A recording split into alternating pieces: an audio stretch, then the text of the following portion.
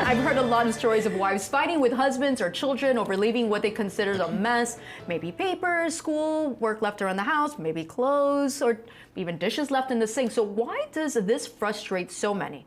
And what can we do to find peace in the home?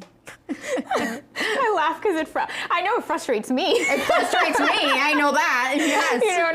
And I think there's like a sense of accomplishment when you do organize and when you do clean, and then you've worked so hard. You get to look at this, this beautiful kitchen sink, because I like to clean my kitchen sink, and then 5 minutes later, it's like, what is that dirty dish doing in there? And by the way, full disclosure, I have to admit, it's the other way around too with my partner. He'll clean the sink, and then I'll put a dirty dish in if I wasn't the last one to clean it. But there's this sense of accomplishment, I think, and so that when you see someone else's, wait a second, I worked hard for that. Right. So what can we do to better that communication?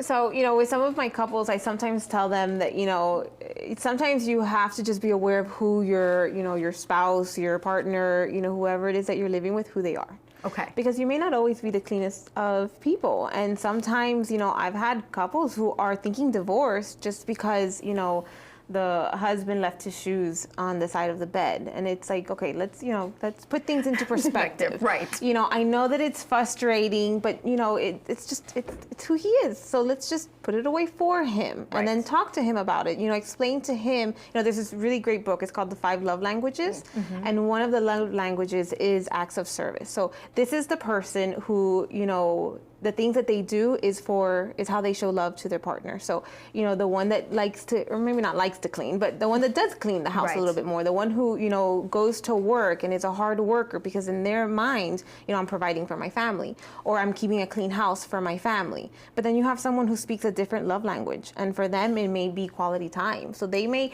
think, well, I'm gonna leave that mess there because then I get to sit next to my husband or my wife and, watch TV with them and watch, spend that quality time. So I often tell them, learn what your love language is, learn what, your spouse or your partner, what their love language is, and then learn to compromise.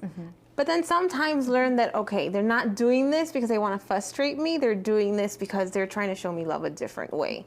And then, okay, today I'll put away the shoes, but next time I'll remind them to put away the shoes.